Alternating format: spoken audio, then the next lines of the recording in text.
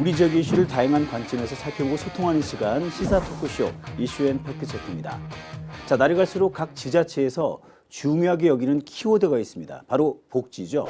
갈수록 복지의 중요성이 증대가 되고 있습니다. 경상북도 역시 도민의 행복과 행복 증진을 위해서 많은 노력을 기울이고 있는데요. 그 중심에 바로 경북행복재단이 있다고 들었습니다. 자, 그래서 오늘은 이 재단의 역할과 도민 행복 증진을 위해서 어떤 방안들이 나오면 좋을지 이 주제로 토의해 보도록 하겠습니다. 자, 두 분 모셨습니다. 경북행복재단의 이웅렬 대표이사, 그리고 성주군청의 주민복지과 김윤경 희망복지팀장 두 분 나오셨습니다. 어서 오십시오. 안녕하십니까. 네, 반갑습니다. 자, 먼저 이웅렬 대표님, 경북행복재단에 대해서 좀 소개를 해주시죠. 네, 저희 경북행복재단은 경상북도에서 출연한 그런 기관이고요. 도민의 복지 정진을 위해서 보건복지 쪽을 담당하고 있는 그런 기관입니다. 그래서 연구를 이제 중점으로 하고 있고 그 외에 사회복지 시설에 대한 품질 향상을 위해서 컨설팅, 인정, 평가도 하고 있고요. 네. 그다음에 사회복지 시설의 종사자가 있지 않습니까? 종사자의 그 역량 강화를 위해서 또 그런 이제 교육도 같이 이제 아울러 하고 있고요. 그다음에 이제 지역사회 서비스 단이라든지 포항에 있는 여성 장애인 복지관이라든지 이웃사촌 복지센터라든지 하는 여러 가지 사업들을 저희들이 망라해서 하고 있습니다. 네. 각 지자체 복지 보건 행정과들이 네. 있잖아요. 그 부서와는 또 다른 차별화된 정책을 추진하고 계신가 봅니다. 네네. 네. 제가 자료 찾다 보니까 우리 재단의 역사가 꽤 깊더군요. 2011년에 출범했는데 그동안 가장 큰 성과는 무엇이고 올해 역점 추진 사업은 무엇인지 그 점도 알려주시죠. 네. 저희 재단에 원래 12년 차 이제 들어갑니다만 이제 제가 한 3년 전에 취임하면서 네. 복지에 이제 경영 마인드를 도입하자 이렇게 해서 복지에도 좀 이제 경영 마인드를 도입하는 걸 이제 선포를 해서 시작을 했고요. 그러다 보니까 복지가 결국은 이제 행복하기 위한 도민을 그런 최종의 목표인데 큰 이제 그림이 없기 때문에 행복 맵이라는 지도를 만들었습니다. 그래서 그런 지도를 만들어 가지고 그 지도에 행복 발전소라든지 또 행복 누비단 하는 이제 이런 전략 이제 실행을 하는 계획을 이제 완성을 시켜서 네. 그 로드맵이죠. 예, 그래서 이제 그 로드맵에 따라서 진행을 해왔고 그런 평가를 이제 인정을 받아서 저희들이 올해 작년 또 그 앞에 해서 3년차 연속해서 이제 S등급도 받았고요. 네네. 또 종합 청년도 부분에서도 저희들이 이제 1위를 하는 그런 이제 기록들을 세웠습니다. 그래서 결국 이제 도민이 현장에서 적용할 수 있는 정책 개발이 제일 우선인데 그래서 제가 현장을 거의 한 90% 찾아가고 있고요. 네네. 또 그렇다 보니까 우리가 도정에 반영되는 연구의 결과물이 60%에서 거의 한 이제 80%로 저희들이 올리겠다. 이런 이제 생각을 하고 있고. 또 요즘 이제 그 고령화가 되다 보니까 장애인들을 위한 스마트 홈 케어 사업이라든지 방금 이제 저희들이 앞으로 소개해드릴 이제 행복 설계사 사업이라든지 이런 도민과 밀접한 이런 쪽에 저희들이 또 중점적으로 연구를 할 계획이고 또 모든 보건 정책을 저희들이 하겠다. 또 앞으로도 네네. 그런 쪽에 중점을 두겠다. 이렇게 말씀드리겠습니다. 네.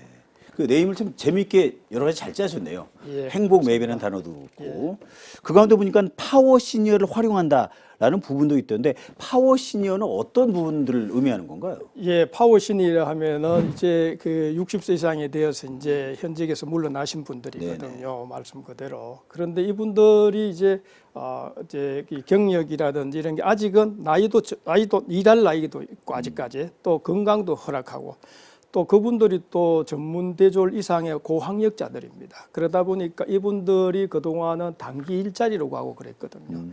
그래서 그런 분들을 저희들이 모집해서 이번에 행복설계사에 31명을 이제 모집을 했습니다. 그 보니까 그 지역에서 30년 이상을 이제 공직에 계셨던 보건소에도 계셨던 분, 또 국민연금공단의 부장도 하셨던 분, 또 심지어 어떤 분들은 보니까 보병학교에서 교관을 또 전문으로 하셨던 분, 이런 다양한 분들이 지원을 했습니다. 그래서 이런 분들이 결국은 그 지역 사정을 잘 알고 또 그 지역에 가서 주민들도 잘 그동안에 이제 유대관계가 있으니까 그런 분들이 실질적으로 일을 하면서 지역의 경제활동도 창출할 수 있고 복지사각지도 없앨 수 있는 그런 일석이조의 막 그런 정책을 할 수 있다. 이런 분들이 바로 파워 시니어다 이렇게 생각하고 있습니다. 아까 대표님 말씀하신 행복 설계사 얘기를 해보도록 하겠습니다. 예. 경북도가 도민에게 맞춤형 복지 서비스를 제공하기 위해서 만든 이제 신조어이자 새로운 제도인데 이게 전국 최초라고요. 네, 그렇습니다.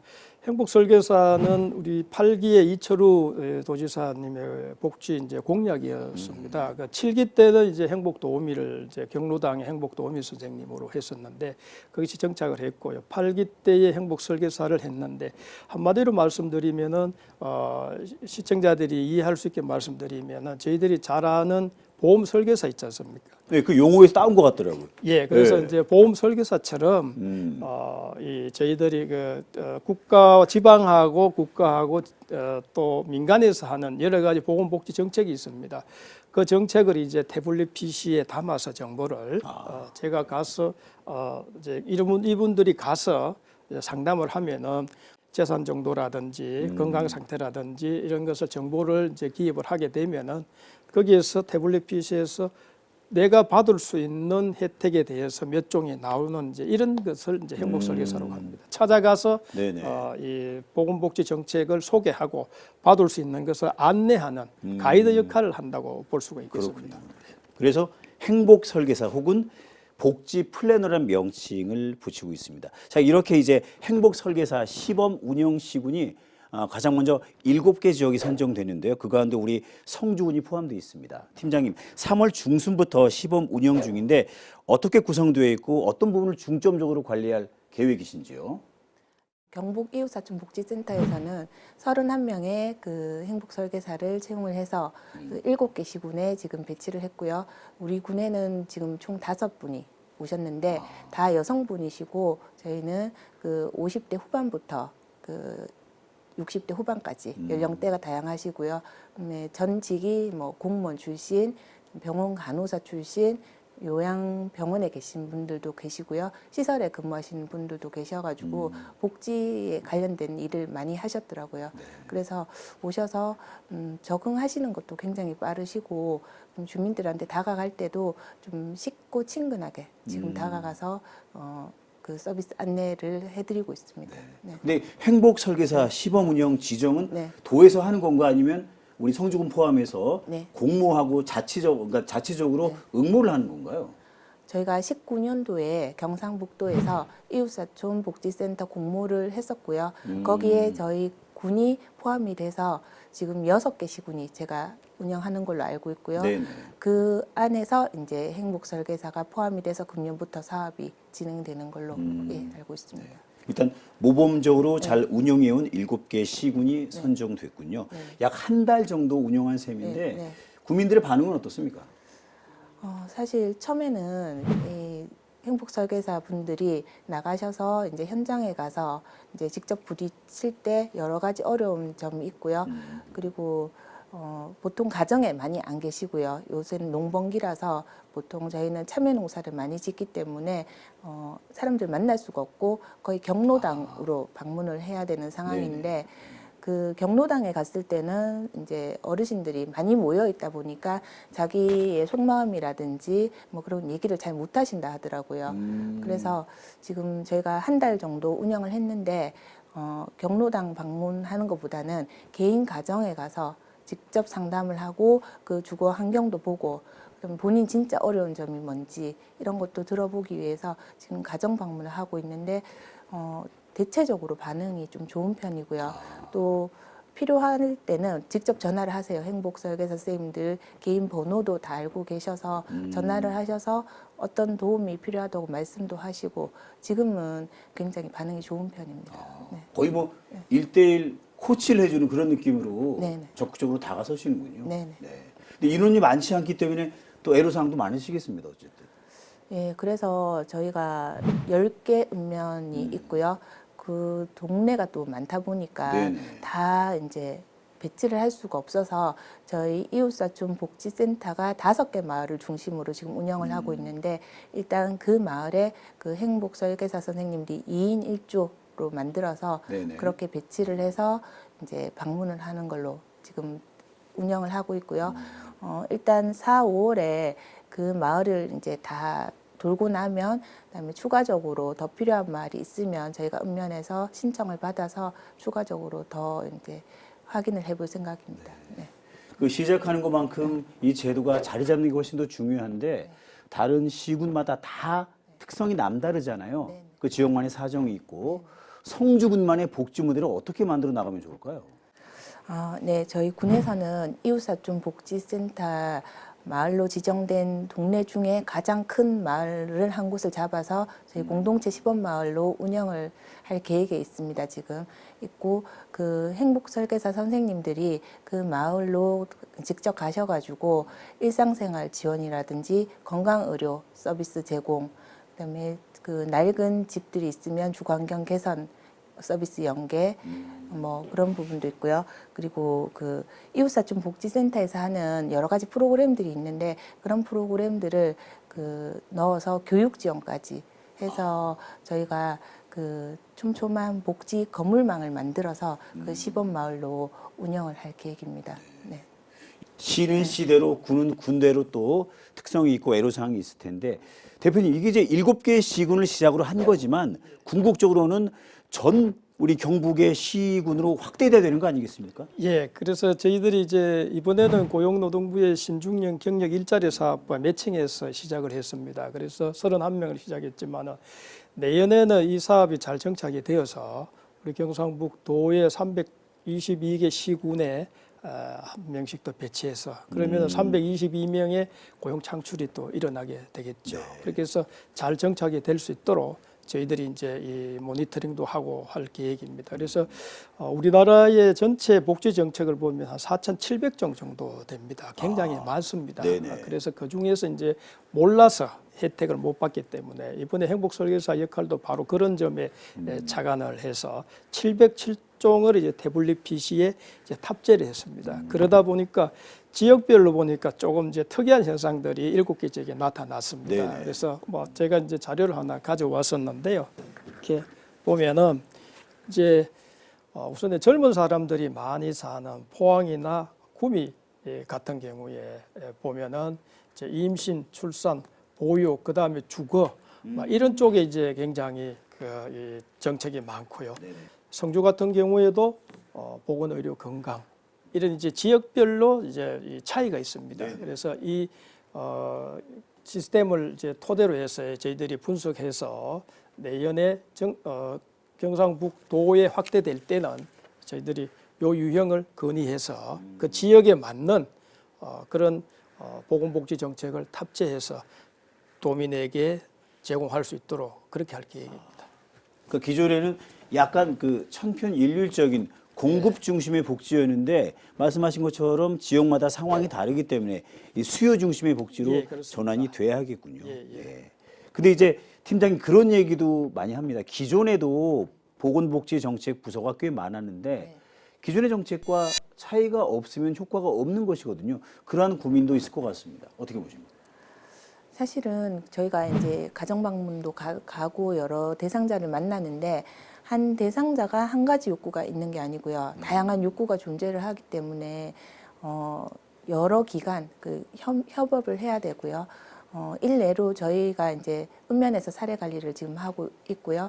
그 사례 관리 대상자 중에 이제 조금 난이도가 높은 분들은 저희 시군에서 지금 고난이도 사례 관리를 하고 있는데 그런 부분이 있음에도 불구하고 또 자살이라든지 고독사, 뭐 아동 학대 이런 부분이 자꾸 이제 뉴스를 통해서 나타나니까 저희는 행복설계사 선생님들이 그런 역할을 바탕을 좀 깔아주실 수 있도록 저희가 지원을 해드릴 생각입니다.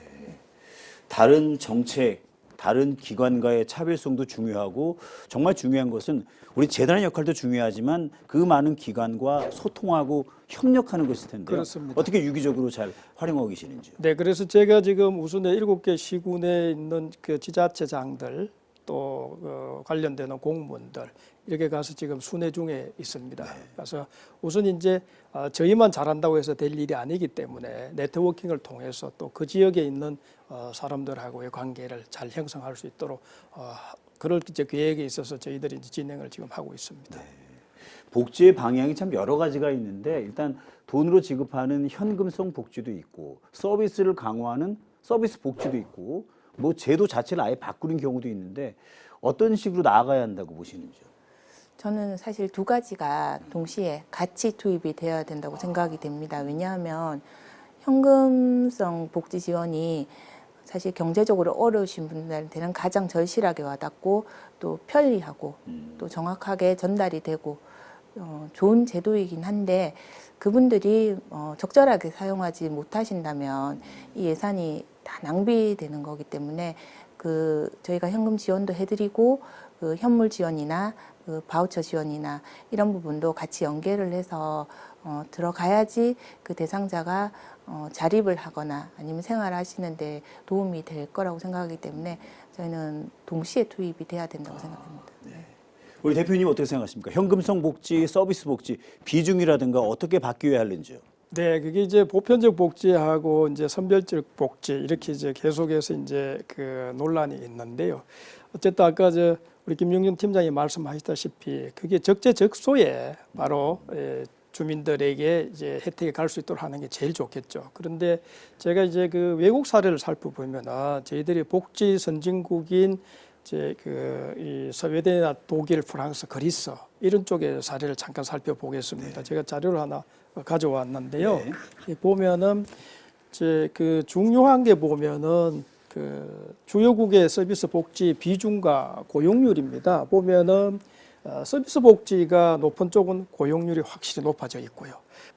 보면은 고용 유발 계수란 게 2019년 기준으로 해서 작성한 게 있습니다. 산업연구원에서 했는데 보니까 10억 원의 재화를 산출할 때에 직간접적으로 창출되는 고용자의 수가 저희들은 뭐 이 교육, 의료보건, 서비스, 건설, 광업 이렇게 생각을 했는데 사실은 사회복지가 제일 높습니다. 네. 다시 말씀드리자면 행복설계사라든지 행복선생님이라든지 하는 이런 사회복지 서비스 쪽에 고용의 창출을 늘리는 게 결국은 이제 서비스 복지 비용도 높아지고 고용도 높아질 수 있다는 것이 통계적으로 나와 있습니다. 그래서 저희들이 그런 부분에 있어서 계속해서 서비스 복지가 선순환 체계로 돌아갈 수 있도록 저희들이 지원할 계획입니다.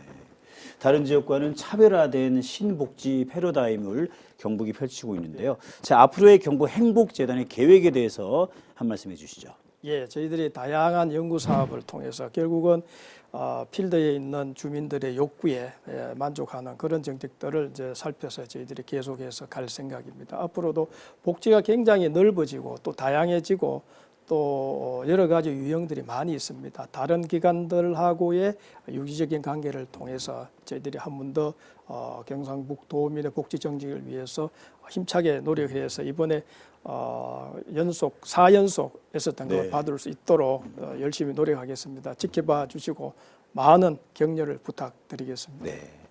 자, 우리 김인경 팀장님도 뭐 국민 여러분들 내지는 시청자 여러분께 마지막 한 말씀 해주시죠. 현장에 지금 많은 사회복지 공무원도 계시고 또 민간에도 사회복지 시설에도 선생님들이 많이 계신데 갑자기 어려움에 처하신 분들이 어디다가 얘기를 할지 몰라서 혼자 고민을 하시는 분들도 많더라고요. 그래서 그런 분들이 좀 용기를 내셔가지고 가까운 읍면행정복지센터나 아니면 사회복지 기관이나 시설에 전화 한 통을 하셔가지고 내가 이렇게 어렵다고 말씀해 주시면 저희가 사실 24시간 다 열려 있으니까 도와드릴 수 있는 지원이 지금 많기 때문에 혹시 주변에 그런 어려운 이웃들을 발견하시거나 보시면 언제든지 연락을 주시면 저희가 적극적으로 도와드리겠습니다. 네. 어려움이라든가 불편이 있으신 분들 많은 분들이 여러분들을 도와주기 위해서 기다리고 있으니까 우리 재단 또 각 시군의 담당자 여러분께 SOS를 반드시 먼저 요청하시면 좋겠습니다. 좋은 정보 있으면 또 많이 알려주시고요. 오늘 두 분으로부터 좋은 말씀 많이 들었습니다. 감사합니다. 고맙습니다. 자, 오늘은 경북도민의 행복 증진을 위해 필요한 제도가 어떤 게 있는지 살펴봤습니다. 우리 경상북도는 고령화 비율도 높고요. 소멸 가능 도시도 많기 때문에 굉장히 어려운 위기에 처해 있는데 역설적으로 그렇기 때문에 더 많은 전환의 기회를 만들 수 있는 장점도 있다고 생각됩니다. 자, 경북의 신복지 패러다임 원하는 곳에 원하는 장소에 맞게 복지 자기 결정권을 강화하는 것인데요. 바로 이 제도가 정착이 잘 되면서 복지 사각지대 제로 경북이 됐으면 좋겠습니다. 자, 오늘 방송은 여기까지입니다. 다음 이 시간에 또 새로운 주제로 인사드리겠습니다. 감사합니다.